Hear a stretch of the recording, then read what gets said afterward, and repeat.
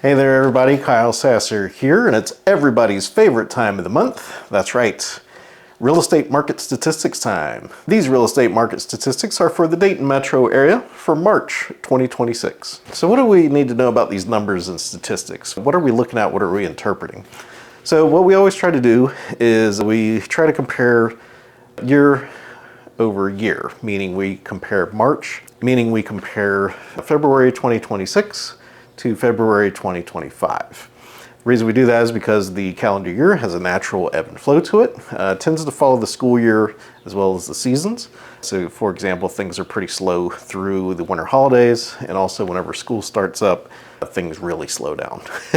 So again, we usually compare year over year versus month to month because, again, some months are just naturally going to be slower. Now, the second thing you're probably asking is, why am I calling these the March stats if the numbers are actually for February? And the reason why is because full month is kind of the best snapshot that we have that removes a lot of variables, right? So like if we try to compare a week to a week, well, holidays move around, weather moves around, so all of those variables have huge impacts on how many buyers are going out and looking at homes and how many homes go under contract and how many sell in any particular given period of time. So week to week and day to day, not a good time period for real estate. However, months, long enough time in there, everything kind of gets evened out. That's a very nice time period to compare.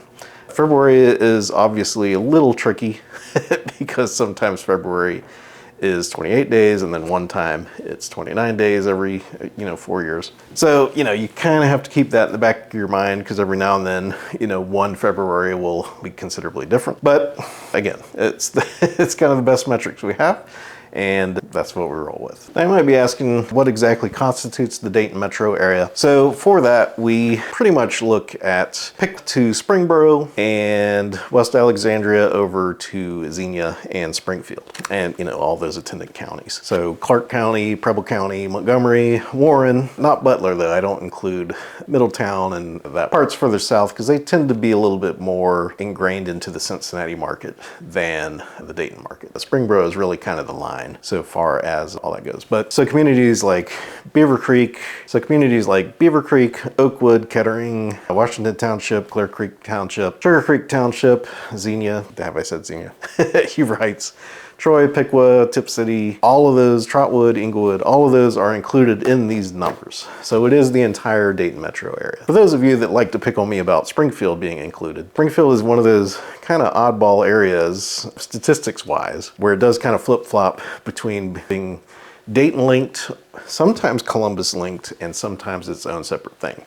So it kind of depends on how you slice it. I will say, for so far as my clients go, I do have clients that reach out specifically for looking at Springfield because they work at Wright-Patterson Air Force Base. And so because of that, I do include Springfield, Clark County in. So if you remember back to your mathematics classes, you might remember mean, median, mode, average, and median, those sorts of things. Mode, we don't really use too much. Average, everyone kind of knows what an average is.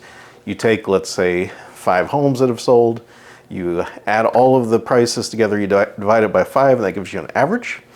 Median is a little different though. What a median price is let's say that you have 80 homes that have sold. The median point is, it's the point where there's an equal number of homes priced higher and lower. It's kind of that balance point. The median price point tends to give a little bit better idea of what the market is doing, because it removes a lot of the variability. So like if a large number of very inexpensive houses sell, or if like 1 or 2 extraordinarily expensive houses sell, that can really move the average around. But median tends to remove the effect that those far extremes have, which are not the vast majority of the market. So again, there can be some peculiarities with median, but again, there's no perfect metric in the world, so we kind of have to do the best with what we have, which is median sales price. All right, let's dive into these numbers. Total number of closed sales in February 2026 was up 3.46% compared to February of last year. Total of 838 homes. Median sales price was up 6.44% from $235,000 to $250,127. Average sales price was up 4.22% from $272,000 to $283,648. Median percent of original list price was also up 2.29% to 98.4%. Median time to contract has dropped about 20 days. So things are a lot faster today in 2026 than they were in 2025. Time to contract is down 32.31% from 65 days to 44 days. Total number of new listings were down 4.31%, total of 976 homes, while active inventory was up 19.59% to 1,630 homes from 1,363 homes. Foreclosures and short sales, the doom and gloom section. Foreclosures were up 133.33%, which sounds terrible until you realize that went from 3 foreclosures to 7. And then short sales, there was a total of 1, which was no change. Now, I do like to dive into the various price points because a $1 million house is going to sell at a slightly different pace than a $300,000 house. And that's simply just going to be because there's more people that can buy the $300,000 house. So, you know, the $1 million home is almost always going to take significantly longer to sell. I also try not to read every one of these because it can get a little tedious. You know, I try not to bore you. I usually just kind of hit the overall trend and a couple highlight price points. So far as closed sales by the different price brackets, the main thing to know is under 200,000, there's fewer homes that are selling. The reason for this is pretty much because homes are sliding up into higher price categories, which means that there are fewer and fewer homes that are being sold in these lower price points. So for example, 100 to 150,000 was down 4.49%, total of 85. 150 to 200,000 held steady. It was a 0.71% change at 142. And then 200 to 250,000 was also down 5.15% to 129. But then price points above that 250 mark, there's more. So 250 to 300, there was 27.5% more homes sold in that price category for a total of 125. 300 to 400,000 was up 7.48% to 158, and that trend pretty much continues. Median time to contract is also shortened up across the board, about 30% on average. 200 to 250,000 was down 21.2% to 52 days. 250 to 300 was down 24% to 53 days. 300 to 400,000 was down 44.9% to 38 days. That is super quick. So far as the number of new listings by price, again, only 2 price brackets have seen significant increases in the number of homes for sale. That's going to be $400,000 to $600,000 homes, which was up 26.72% to 166, and $1 million or more, which is up 50% to a total of 9. The vast majority of other price categories either at best held steady, like a 2.24% increase for $250,000 to $300,000 homes, or dropped significantly in the case of the 200 and below price points. Most of those are in the 16% fewer new listings. So for example, 150 to 200,000, 16% fewer homes listed, total of 161. Total inventory, which is everything that's for sale, is up across the board compared to last year, which is nice. So that means we had some months where we built some inventory, and it also means that if you're looking to buy, there's more homes for sale today than there was last year. So you have more to choose from, which is good news. The bad news is things are going faster. So for example, 200 to 250,000 was up 33.82% to 182 total homes for sale.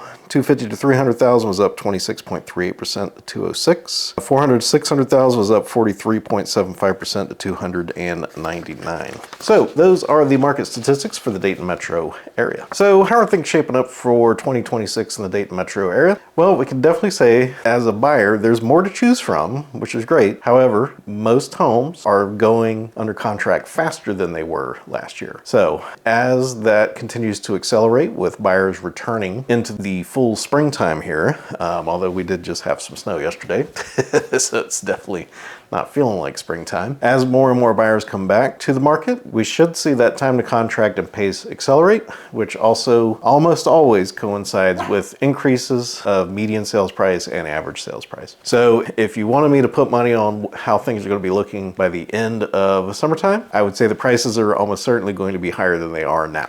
So, you know, we have a few months of kind of relative calm as the seas of springtime and summer buyers build. So if you've been thinking about buying, it's going to be a lot easier to buy something today than it is going to be 2 to 3 months from now. Interest rates have still held in the most recent release that I saw. And, you know, again, that's encouraging buyers that had been out of the market for a while to come back. So obviously there could be some major economic catastrophe or something like that. You know, that's always a possibility. But with reliable predictability and, you know, things kind of continuing as they are, prices are almost certainly going to be higher in the summertime. So if you've been thinking about buying, if you're transferring into Dayton, like now is the time to get out there and start looking. On the other hand, if you've been thinking about selling, well, you're still getting record-breaking prices in the Dayton Metro, which is honestly pretty good news because most of the country is not doing so great. You know, prices, there's definitely some markets, yeah, y'all probably know I'm also active in Florida. You know, Florida has been pretty sluggish and a bit up and down the last couple years, especially Tampa, St. Petersburg, due to hurricanes and insurances and all those other sorts of problems. But Dayton, primarily because the number of homes that are for sale is still very low compared to the number of people that move here to live versus the number of people buying, like that balance point is still tipped pretty much in the seller's favor, meaning that things sell relatively easily. They tend to sell for record high historic prices. So if you've been thinking about selling, this is an extremely good time to sell. So thank you so much for tuning in for these market statistics. My name is Kyle Sasser. If you would like help finding your own amazing home in the Dayton Metro area, I would love to help you out. My phone number is 937-907-6777, or if you prefer, there's a link to my calendar in the description down below. You can go there, book a time for a chat that works best for you. I'd be happy to have a conversation with you. Thank you so much for watching. My name's Kyle Sasser, and I'll talk to you soon.